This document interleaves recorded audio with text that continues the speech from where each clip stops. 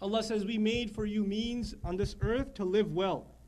Allah didn't want us to live in misery here. It's not like in Jannah you'll have all great things. Here you have to live in a crummy place. Here you have to dress poorly. Here you have to be miserable. No, that's not our concept. Actually, a lot of Christian theology suggests this world is like a punishment. This world is like a punishment, you know.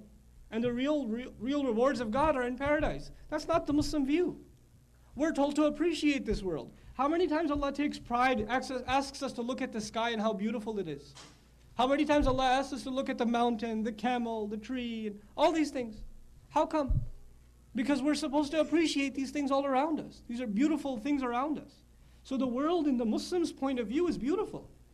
Allah Himself says, I made it beautiful for you. So if Allah made it beautiful and luxurious and nice, then how can we turn around and not appreciate it? Allah is teaching us a very powerful lesson here. You know, part of being a Muslim, an essential part of being a Muslim is to be grateful. To be grateful, you have to appreciate things.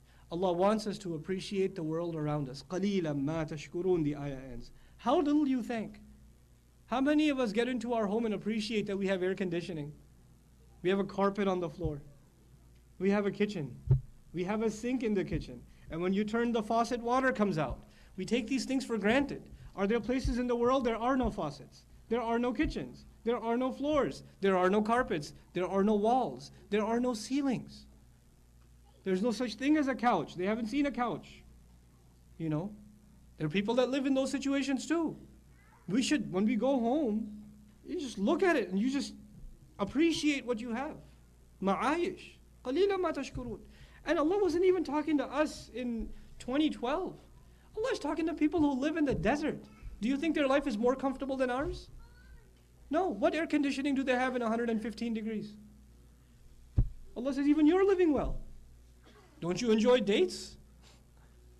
Don't you enjoy a nice cool evening looking out at the stars? That Allah says is, I've hooked you up pretty nicely. And to us, I mean, what's the comparison? If the Sahaba saw us today, they'd be like, is this a preview of Jannah or what? You know, Allah did, what are the things Allah described?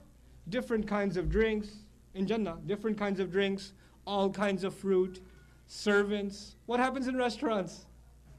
Different kinds of drinks, all kinds of fruit, all kinds of flavors of ice cream, artificial waterfall fountain in the restaurants, right?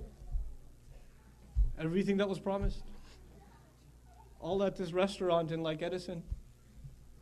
You know, subhanallah. We're given so much we don't appreciate. قَلِيلًا مَا تَشْكُرُونَ. But this is still not the thesis, the point of the surah. We're building up to it. He says, subhanahu wa ta'ala, وَلَقَدْ خَلَقْنَاكُمْ ثُمَّ صَوَّرْنَاكُمْ. Okay, so your life around you is beautiful. Then we created you. We created you. When Allah says we created you, it doesn't just mean, oh, we created, move on. It means my creation is something special. So special that Allah Himself takes credit for it. That means when a Muslim believes that Allah created me, then a Muslim does not have low self-esteem. A Muslim does not have low self-worth. I'm worthless. I'm nothing. I'm ugly. I'm too fat. I'm too short. I'm not smart like my brother is. I'm this, I'm that, I'm the other. No, Allah created me. How can I complain about myself? How can I complain about myself? When Allah creates something, all the Muslim does is thank.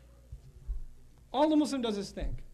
And He didn't just say خَلَقْنَاكُمْ, He says ثُمَّ صَوَّرْنَاكُمْ, then we molded you, fashioned you, designed you. At-tasmeem, at-tasweer. We molded you artistically. Allah takes credit of His creativity in making your face and mine, in creating our bodies, in fashioning our hands.